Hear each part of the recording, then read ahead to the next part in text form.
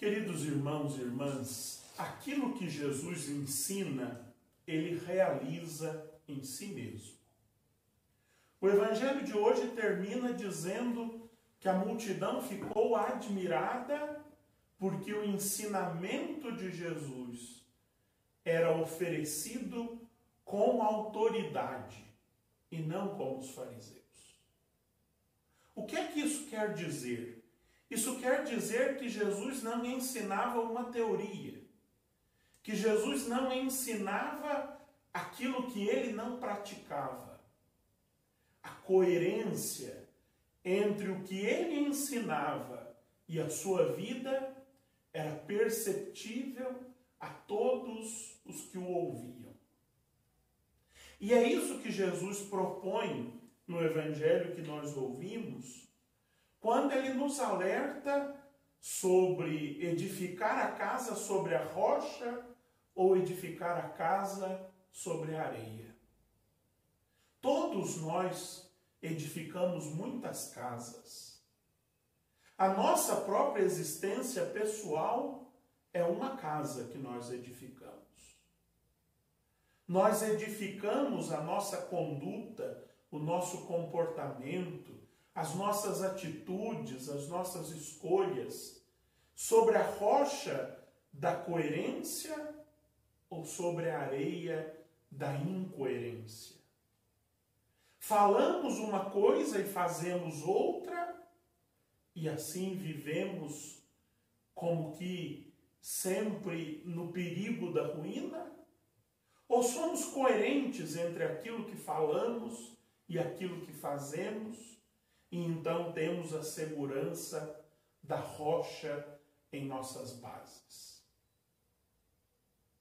A nossa família é uma casa que nós construímos. A nossa comunidade é uma casa que nós construímos. As cidades onde nós vivemos são uma casa que nós construímos. O país em que nós habitamos são uma casa que nós construímos. É claro que cada uma dessas casas nós construímos de um jeito. Nós construímos com um tipo de atitudes. Mas todas elas precisam da rocha da coerência, para que elas tenham estabilidade e consigam vencer as tempestades. Nós hoje vivemos uma grande tempestade na nossa vida pessoal, familiar, comunitária, eclesial, política, econômica, social em geral. Essa pandemia veio nos questionar de fato onde estão as nossas bases. Onde é que nós nos fundamos? Quais são os nossos fundamentos?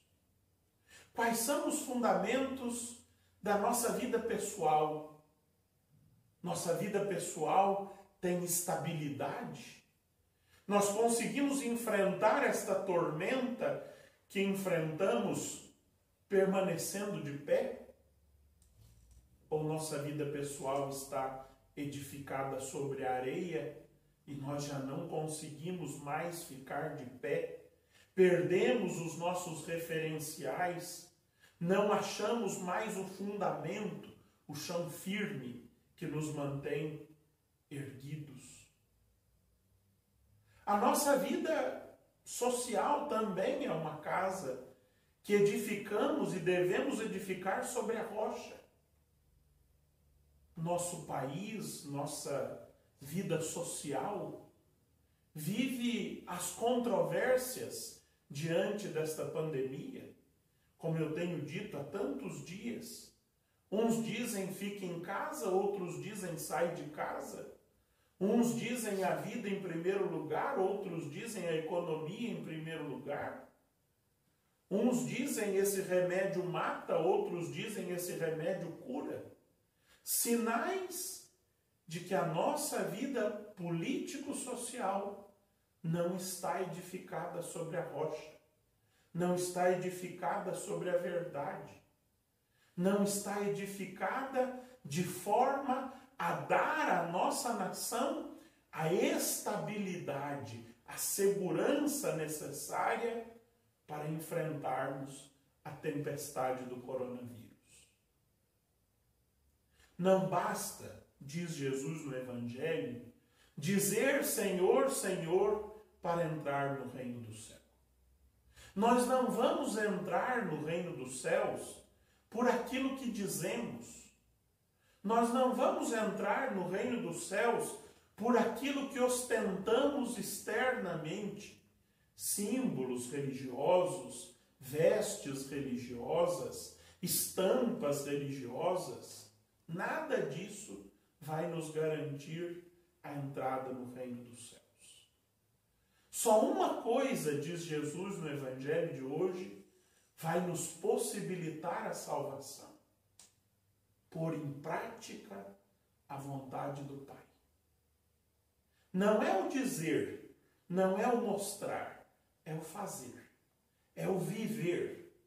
É a vida concreta, vivida segundo a vontade do Pai, que vai nos conduzir à salvação. Na primeira leitura que nós ouvimos do segundo livro dos Reis, nós estamos num momento crucial da vida do povo de Israel. A deportação do rei Joaquim para a Babilônia. Este fato que nós ouvimos narrado na primeira leitura de hoje marca o início do famoso e importante evento do Antigo Testamento chamado Exílio da Babilônia. É o segundo evento mais importante de todo o Antigo Testamento. O primeiro é o Êxodo, a libertação do povo da escravidão do Egito. E o segundo é a volta a essa escravidão. O povo que fora libertado por Deus da escravidão do Egito, sob a guia de Moisés e Arão, agora volta à escravidão, mas agora na Babilônia, sob o rei Nabucodonosor. Por quê? Porque não pautou a sua vida em fazer a vontade.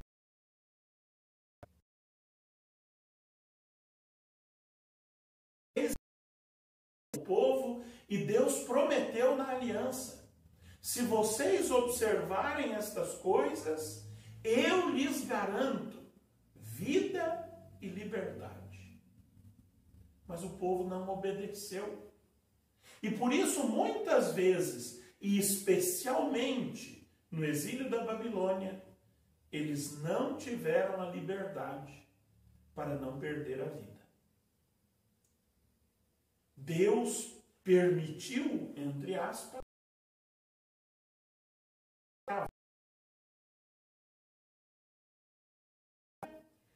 esse povo reaprendesse o que significa a libertação que eles experimentaram no êxodo do Egito. De forma que eu queria que ficasse muito marcado isso. O que nós ouvimos na primeira leitura de hoje é o início oficial, é o marco inicial do exílio da Babilônia. A rainha-mãe Noestã, as esposas do rei, a corte, o exército, os ferreiros e serralheiros e todos os artesãos foram deportados para a Babilônia. O texto chega a dizer, não é precisão matemática, mas o texto chega a dizer que mais de 10.000 homens foram levados escravos para a Babilônia. Mas numa notinha do texto, muito discretamente, o autor do livro dos Reis diz que há um pequeno grupo de pobres que não foi deportado para a Babilônia. O resto de Israel, os Anauim, os pobres de Javé, aqueles que de tão pobres que eram, nem sequer serviram para ser escravos na Babilônia. foram deixados por Nabucodonosor para morrer à míngua. Mas Deus olhou por eles. Deus cuidou deles. Deus garantiu-lhes com a sua presença a vida. Porque assim é. Nosso Deus está sempre do lado dos pobres. E ninguém que omita os pobres, e ninguém que despreze os pobres, e ninguém que não esteja atento à situação dos pobres, está na vontade de Deus. Por isso, meus irmãos e minhas irmãs, edifiquemos a nossa casa, a nossa vida, a vida da nossa família, a vida da nossa sociedade sobre a rocha da vontade de Deus, a rocha da prática da vontade de Deus. Vontade de Deus que se expressa na sua opção preferencial pelos pobres.